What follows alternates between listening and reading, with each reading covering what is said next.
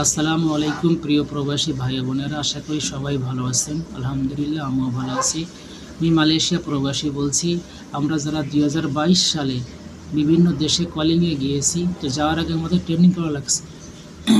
কেউ 3 দিন, কেউ 5 দিন, কেউ 7 দিন। ট্রেনিংয়ের পরে আমাদের এরকম একটি বিএমইটি কার্ড প্রদান করেছে পাসপোর্ট অফিস থেকে। এই সেম এরকম তাদের কাছে এই কার্ডটি আছে। আমরা সবাই সাবধান থাকবো, কেননা বাংলাদেশ হ্যাকাররা আপনার কাছে ফোন দিবে এবং আপনাকে বলবে যে আপনাকে যে বিএমইটি কার্ডটি প্রদান করা হয়েছে, ওই কার্ডটি এক্সপায়ার হয়ে গেছে, কার্ডটি আপনার রিনিউ করতে হবে। এই জন্য আমরা আপনাকে একটি ফর্ম দিয়েছি, ফর্মটি আপনি পূরণ করে এই মালয়েশিয়া অথবা সৌদি হাই কমিশনে গেলে আপনাকে একটি নতুন বিএমইটি কার্ড প্রদান করবে। কিন্তু এই কথাগুলো একেবারে মিথ্যা কথা, ভিত্তিহীন কথা।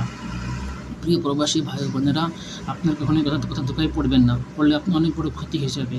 এই জন্য আমরা এই জন্য আপনারা এখন থেকে সাবধান থাকুন। যদি কেউ ফোন দেয় আপনারা